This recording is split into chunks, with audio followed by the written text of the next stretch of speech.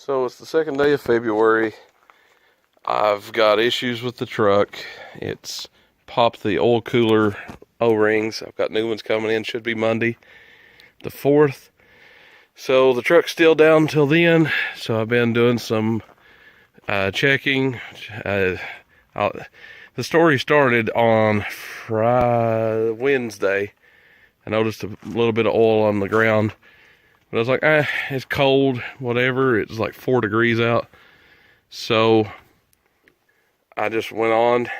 I checked the oil when I got to work. And then it was actually happened at work that a pool of oil happened. It wasn't really a pool. It was just a little spot about 12 inches across under the truck.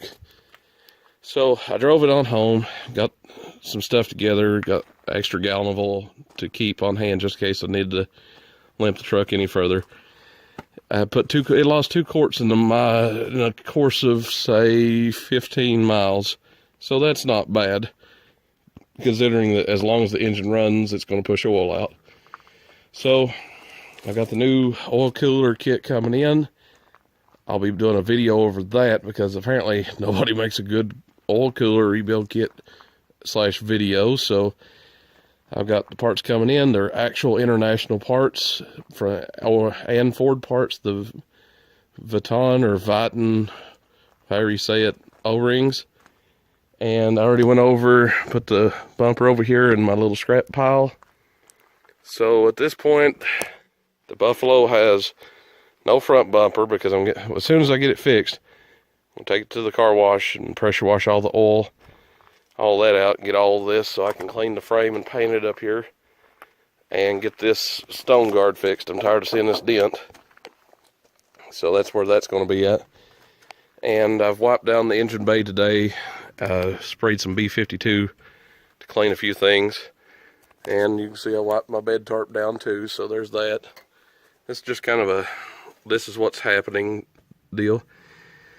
For some reason, I don't know where it's going, like it doesn't burn coolant in terms of, I don't see white clouds coming out, I don't see anything of that sort, but I have lost a little bit of coolant out of that. I don't know if it's fixed in with this or not, because for some reason it's got just this cruddy, nasty hose stuck over in this. And it's not right. It apparently broke off and they just said, hell with it. I don't know. So I'll fix that. Probably order me a new setup soon. Get my wiper fluid working. So I've got a coolant issue. I'm not sure. I don't think it's a popped head gasket because it does not try to overheat. And I don't see puffs of white smoke. And I don't smell any like sweet smells coming out of the vents when I use the heater, so I don't think it's a plugged heater core or, it losing it out that way, so I don't know exactly where it's going to, so I'm going to track that down the next day or so. I've actually got that hose assembly. I just had removed it for using ether. I know everybody's like, no, don't use it, but I had to a couple mornings. I'm going to go ahead and use tomorrow, if it's not raining, to fix my block heater cord. I got the heat shrink and stuff to fix it, so there's that. And like I said, I've just been going through, wiping things down, trying to make it look presentable again, because I haven't got to do it for months because of the freaking weather. That's where the truck's sitting.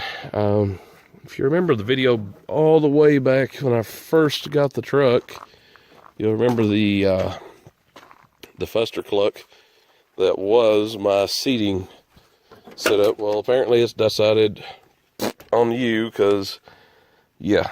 And for some reason, these wires were all the way up in this wrap, so I don't know what happened there.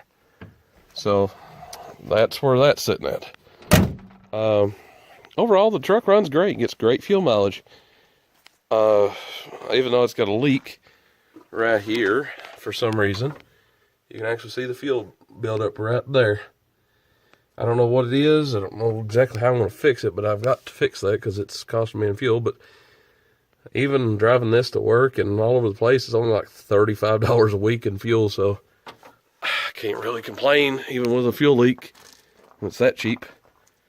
So that's kind of where it's at. We got seat issues, we got fuel issues, we got coolant issues. Like, I don't know if they're really issues as much as just I haven't had the time because I've been working 40 hours a week through the week, plus on the weekends, and the weather's been nasty.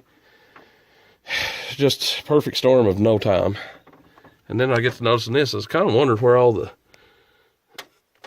where air intrusion could be. So I start looking, and wouldn't you know it, somebody had put that line behind that and put pressure on it. So as it sits and idles, it does this. Just bangs into that line and has rubbed it pretty much a hole in the fuel line there to the Schrader valve set up here in the fuel bowl. So that has to be fixed, which that is going to probably be me just slide the hose off, pull it back down, pull it back up, and put it back for the time being. But I will be replacing that hose very soon.